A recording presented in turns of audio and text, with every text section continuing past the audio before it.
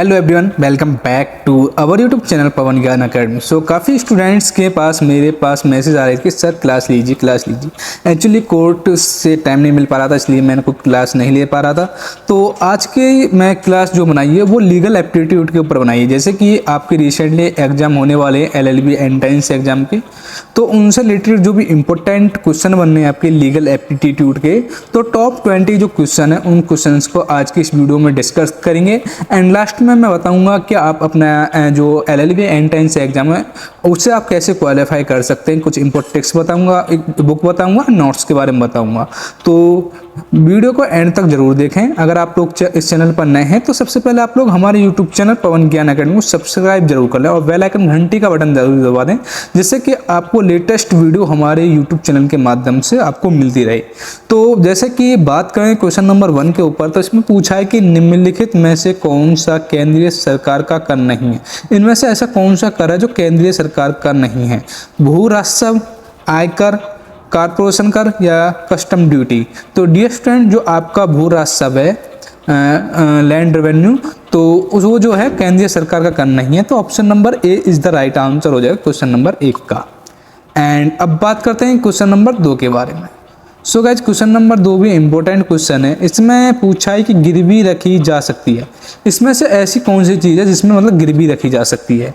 तो आपके पास ऑप्शन दे रखे हैं, केवल चल संपत्ति को, केवल अचल संपत्ति को, चल और अचल दोनों संपत्ति को, या इनमें से कोई नहीं, नन ऑफ दीज। तो बेसिकली जो आपकी चल संपत्ति है उसी को गिरवी रखा जा सकता है। तो भी इसका भी जो राइट आंसर हो जाएगा option number A is the right answer हो जाएगा। अब बात करते हैं हम क्वेश्चन नंबर 3 के बारे में। सो गाइज, क्वेश्चन नंबर 3 में पूछा है ऐसे अपराध जिनके लिए पुलिस न्यायालय के आदेश के बिना किसी व्यक्ति को गिरफ्तार कर सकती है, कैसे कहते हैं? ऐसा कौन सा क्राइम है जिसे पुलिस कोर्ट के बिना आदेश के भी मतलब अरेस्ट कर सकती है? इनमें से बताना कौन सा ऐसा क्राइम है। संज्ञेय अपराध, हिरासत अपराध, गैर संज्ञेय अपराध या परस्पर अपराध। तो डिस्ट्रक्शन जो ऐसा जो क्राइम होता है या अपराध होता है उसे हम संज्ञेय अपराध कहते हैं। तो option number A is the right answer हो जाएगा क्वेश्चन नंबर 3 का। अब बात करते हैं क्वेश्चन नंबर 4 के बारे में। सो गाइस, क्वेश्चन नंबर 4 भी इंपॉर्टेंट क्वेश्चन है। इसमें पूछा है कि संवैधानिक उपचार का अधिकार किसके अंतर्गत आता है? जो आपका संवैधानिक उपचार है वो किसके अंतर्गत आता है? मौलिक अधिकार, कानूनी अधिकार या संवैधानिक अधिकार या प्राकृतिक अधिकार। तो जो आपका जो संवैधानिक उपचार के अंतर्गत जो आपके राइट्स आते हैं वो फंडामेंटल राइट्स मतलब मौलिक अधिकार आते हैं। तो option number A is the right answer हो जाएगा। एंड हाँ, अब बात करते हैं क्वेश्चन नंबर 5 के बारे में।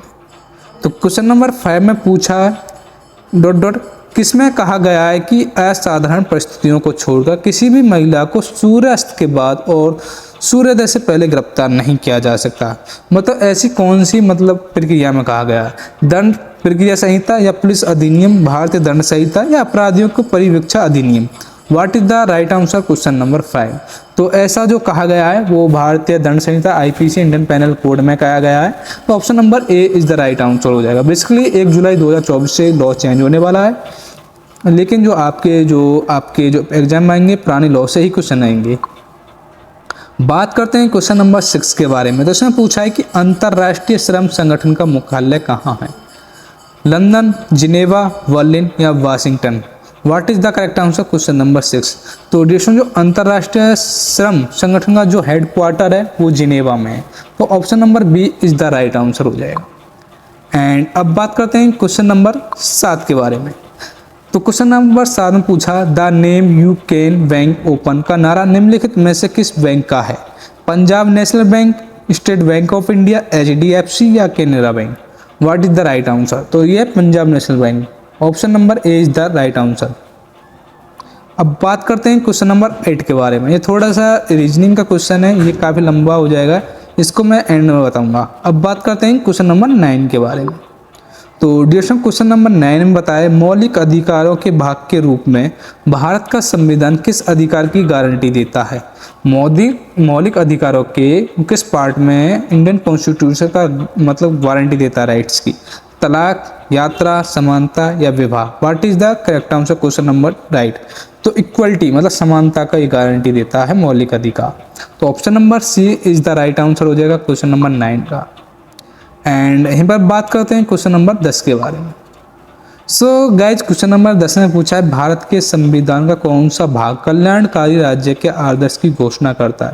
राज्य के नीति निर्देशक तत्व, मूल अधिकार या उद्देशिका या 7वीं अनुसूची? What is the correct answer?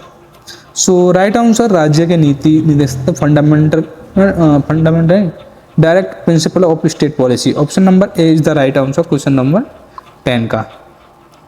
अब बात करते हैं क्वेश्चन नंबर 11 के बारे में।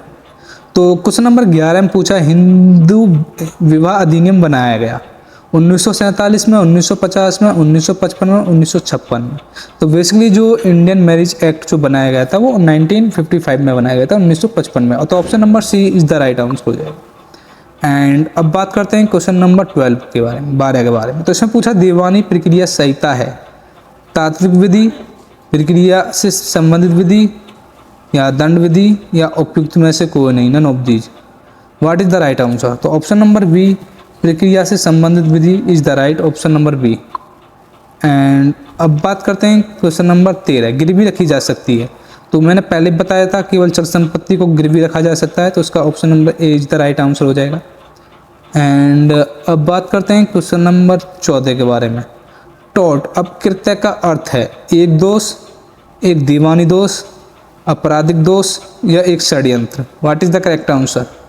तो एक दीवानी दोष है अपकृत्य का अर्थ। अब बात करते हैं क्वेश्चन नंबर 15 के बारे में। सो गाइज क्वेश्चन नंबर 15 में पूछा है कि स्वतंत्रता प्राप्ति के बाद पहला विधि आयोग बना। तो पहला विधि आयोग कब बना? 1947 या 1950, 1955, 1934? तो डियर स्टूडेंट, जो आपका स्वतंत्रता प्राप्ति के बाद जो पहला विधि आयोग बना वो आपका बना कब बना? 1955 में। एंड अब बात करते हैं क्वेश्चन नंबर 16 के बारे में। सो गाइज क्वेश्चन नंबर 16 में पूछा CRPC का संक्षिप्त रूप क्या है? क्राइम प्रोसीजर कोड या क्रिमिनल प्रोसीजर कोड या क्राइम प्रोसेस कोड या उपयुक्त में से कोई नहीं, नन ऑफ दिस। तो criminal procedure code option number B is the right answer हो जाएगा क्वेश्चन नंबर 16 का। एंड अब बात करते हैं क्वेश्चन नंबर 17 के बारे में। तो उसमें पूछा भारतीय दंड संहिता इंडियन पेनल कोड के निर्माता के रूप में कौन किसे जाना जाता है? लॉर्ड हेस्टिंग, लॉर्ड कैनिंग या लॉर्ड मिंटो या लॉर्ड मैकाले? तो इंडियन पेनल कोड भारतीय न्याय संहिता के रूप में निर्माता को जाना जाता है Lord Macaulay. Option number D is the right answer. And अब बात करते हैं क्वेश्चन नंबर हम 18 के बारे में। सो गाइस क्वेश्चन नंबर 18 में पूछा है कि निम्नलिखित में से कौन सा एक सिविल लॉ की श्रेणी में नहीं आता? व्यावसायिक कानून, औद्योगिक कानून, भागीदारी अधिनियम, भारतीय दंड संहिता? What is the correct answer question number 18? तो आपका जो सिविल लॉ की श्रेणी में नहीं आता है वो है इंडियन पेनल कोड, मतलब भारतीय दंड संहिता। Option number D is the right answer. अब नहीं, हाँ, अब बात करते हैं हम 19 के बारे में। तो डियर क्वेश्चन नंबर 19 में पूछा है कि स्वतंत्रता के बाद भारत का सर्वोच्च न्यायालय किस वर्ष अस्तित्व में आया? 1953, 1951, 1950, 1952? तो 1950 को ही अस्तित्व में आया आपका सर्वोच्च न्यायालय। अब बात करते हैं क्वेश्चन नंबर 20, ये लास्ट क्वेश्चन है आज की इस क्लास का। तो इसमें पूछा है कि स्वतंत्रता प्राप्ति के बाद विधि आयोग बना 1947, 1950, 1955, 1934? तो स्वतंत्रता प्राप्ति के बाद पहला जो विधि आयोग बना था वो 1955 में बना था। तो डियर फ्रेंड, जितने भी ये क्वेश्चन थे सारे के सारे इम्पोर्टेंट थे।